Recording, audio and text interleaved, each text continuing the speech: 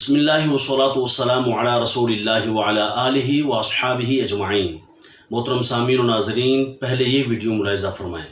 میں ذمہ داری سے بات نہیں کر رہا، میں اس لیے کر رہا ہوں میری اصل زندگی وہ ہے جو وزیر آباد کے بعد شروع ہوئی ہے۔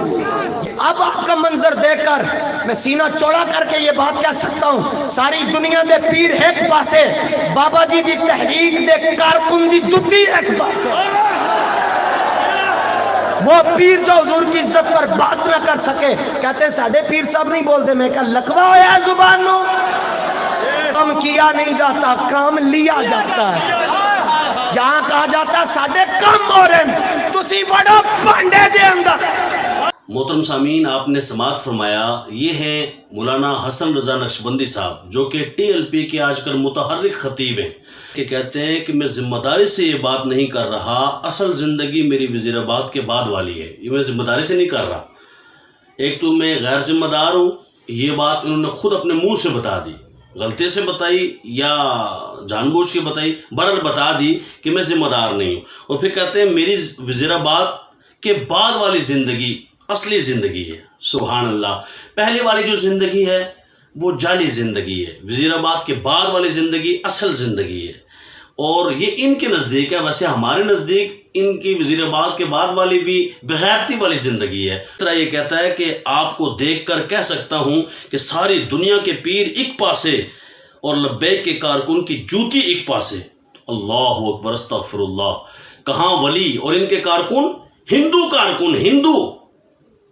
ایسا کوئی بغیرت اور بد باطن آدمی ہے کہ اس کو حیا نہیں آتی، صرف لبیک کے نعرے لگوانے کے لیے، لوگوں سے واہ واہ وصول کرنے کے لیے۔ پرسوں ترسوں کی بات ہے کہ کراچی میں، ادھر سندھ میں، ان کا سعد حسین رضوی اور شفیق امینی ہندوؤں میں کھڑا ہوا ہے، اور ہندو ان کے کارکن بنے ہیں، اور لبیک کے ہندو کارکن ایک سائیڈ پہ اور پوری دنیا کے بڑے بڑے پیر ایک سائیڈ پہ۔ لعنت ہو تمہارے اس قول پر۔ من عاد علی ولیًا فقد آذنتہ بالحرب، جو اللہ کے ولی سے دشمنی کرے اس کے خلاف تو اللہ فرماتا ہے میں جنگ کا اعلان کرتا ہوں۔ دیکھو اب کیسا بدباطن آدمی ہے، کس طرح اس کے منہ سے بکواس نکل رہا ہے، اور کوئی ہے جو سمجھائے اس کو، کوئی ہے جو اس کے خلاف بولے۔ اپنی پارٹی میں آپ حیثیت تو یہ ہے کہ تمہاری 5% ووٹ نکلی ہے، 5% تمہاری یہ حیثیت ہے۔ میرے خیال سے یہی بندہ، یہ خطیبڑا ہی کافی ہے ان کی ووٹ توڑوانے کے لیے۔ اور صرف ان کی ووٹ نہیں ٹوٹ رہی ہے بلکہ لوگ بدظن ہو رہے ہیں کہ یار یہ سنیوں کی جماعت ہے۔ ہم تو پہلے کہتے تھے، لیکن الحمدللہ اب یہ ایکسپوز ہو رہے ہیں، اور خود اپنے خطیبوں کے زبانوں سے ایکسپوز ہو رہے ہیں۔ کہتے ہیں پوری دنیا کے پیر ایک پاسے تسڑے ہندو کارکن۔ اس نے تخصیص تو نہیں کی نا، قاعدہ تو یہ ہے نا کہ المطلق یجری علی اطلاقہ والمقید یجری علی تقییدہ، تو مطلق بات اس نے خاص نہیں کی، مطلق بات کی ہے۔ اس نے کہا ساری دنیا کے پیر ایک طرف، تسڑا لبیک کا کارکن ایک طرف، تو اے لبیک کا کارکن تو ہندو سارے تمہارے اندر ہے وابڑے۔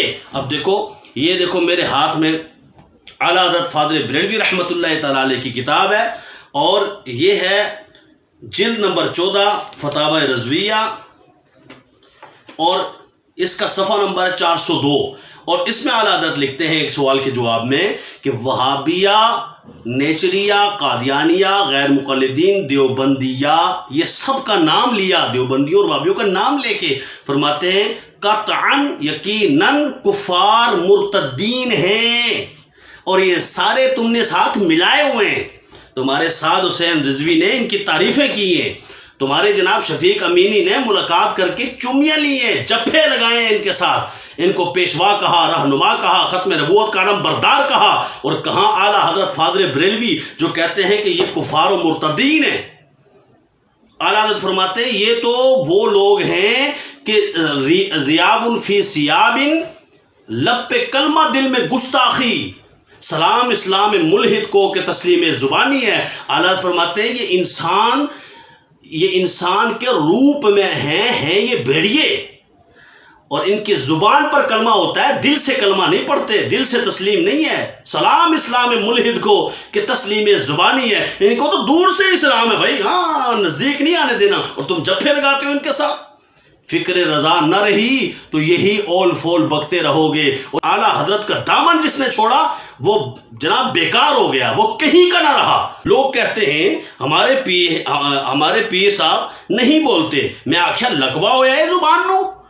دیکھو پہلی تو بات یہ ہے، یہ حسن رضوی اور اس کے چیلے چانٹے جتنے بھی ہیں نا، بکواس نہ کیجیے گا، ویڈیو کے نیچے جواب دیجیے گا کہ جناب کون سے پیر صاحب ہیں جو کہتے ہیں ہم ناموس رسالت پہ بات نہیں کرتے، کون سے پیر ہیں؟ ہے ہمت تو جواب دو، لاؤ کوئی جواب تمہارے پاس ہے، نہیں تو میں تمہارا کچا چٹا کھول دیتا ہوں اعلیٰ حضرت فاضل بریلوی کی زبانی۔ آپ نے یہ فتاوی رضویہ ہے اور اس کی جلد نمبر ہے جناب 24 اور اس میں باب ہے سیاسیات کا، ممبری، ووٹ، الیکشن، تنظیم سازی وغیرہ۔ یہاں پر ایک سوال کے جواب میں اعلیٰ فرماتے ہیں، یہ میں آپ کے سامنے یہ پڑھ کے سنا دیتا ہوں۔ بات آپ سے سوال ہوا کہ جناب یہ 95 ووٹ ہیں اور ایک ووٹ بد مذہب کا ہے، تو آپ نے کیا فرمایا؟ بد مذہب کا، دیوبندی، وہابی، ہندو، کتے بلے سب جو کٹھے کیے ہیں نا، ایک ووٹ بد مذہب کا ہے۔ فرمایا قرآن و حدیث کے مقابل یہ جاہلانہ خیال نہ کریں کہ 94 سنیوں میں ایک بد مذہبی کا کیا اثر کرے گی، ایک بد مذہبی کیا اثر کرے گی۔ دیکھو 94 قطرے گلاب ہو اور ایک بوند پیشاب ڈال دو، سب پیشاب ہو جائے گا۔ ساری دنیا کے پیر ایک طرف، پیشاب والا کارکن ایک طرف، یہ میں نہیں کہہ رہا، ایک پیشاب کا قطرہ پڑ گیا، مثال دی، فرمایا ایک ہندو مل گیا، ایک گستاخ رسول مل گیا تو سارے ناپاک ہو جائیں گے۔